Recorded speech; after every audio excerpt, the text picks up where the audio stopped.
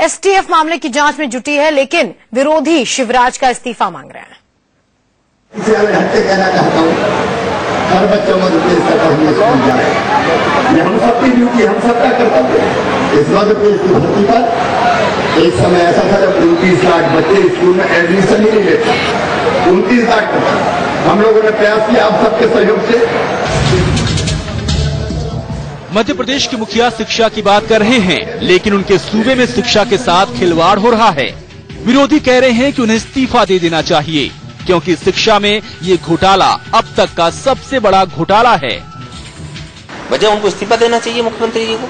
व्यापम घोटाला के करता धरता व्यापम घोटाला, इतना बड़ा स्कैंडल करवा दिया जिस आदमी ने, दुनिया में शिक्षा जगत का सबसे बड़ा स्कैंडल करके बैठ गया है, और वो तब भी पद में बैठा रहे ऐसा आदमी।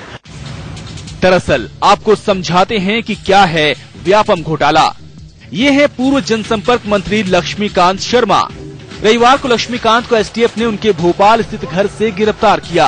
अब तक की जांच में लक्ष्मीकांत शर्मा को ही इस घोटाले का सबसे बड़ा मास्टरमाइंड माना जा रहा है। लेकिन इस घोटाले में मंत्री जी के अलावा बड़ा नेटवर्क काम कर रहा था। पुलिस को लक्ष्मीकांत के सहयोगी और खनन कारोबारी सुधीर शर्मा की शिद्दत से तलाश है, जिसकी गिरफ्तारी के लिए पुलिस ने 5000 का इनाम भी रखा है।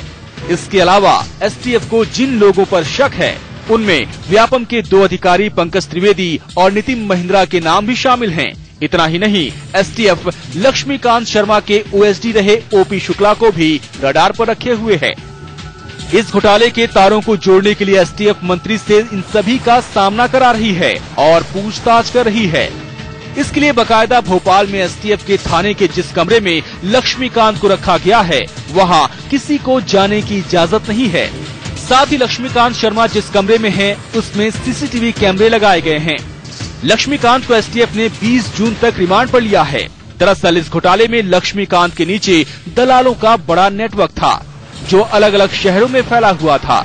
ये दलाल सीधे छात्र और छात्राओं से संपर्क में होते थे और फिर उनसे मोटा पैसा लेकर परीक्षा में प्रवेश करने और उनकी नौकरी पक्की होने की गारंटी देते थे। फिलहाल मध्य प्रदेश की शिवराज सरकार इस पूरे घोटाले में घिरती हुई नजर आ रही है। विपक्ष को सरकार को घेरने का मौका मिल चुका है। जिसमें अरेस्ट हुए हैं, ये शिक्षक भर्ती के प्रकरण में अरेस्ट हुए हैं, लेकिन इनके अंतर्गत ही व्यापम के अंदर जिस प्रकार से भर्तियां हुई हैं सरकारी अन्य विभागों की,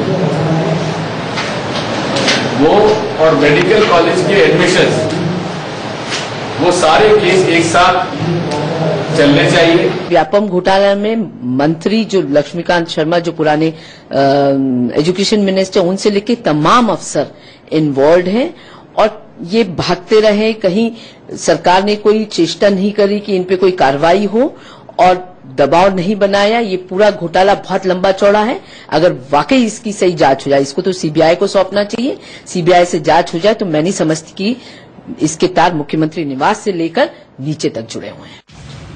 घोटाले में घिर चुके मुख्यमंत्री इस मामले में कानून अपना काम करेगा कहकर फिलहाल बचने की कोशिश कर रहे हैं। लेकिन जिस तरह से दिन ब दिन घोटालों में गिरफ्तारी हो रही है, उससे लग रहा है कि ये घोटाला शिवराज सरकार की साफ सुथरी छवि के लिए काले धब्बे की तरह साबित होगा। दीप्ति चौरसिया के साथ bureau report, India news, Bhopal.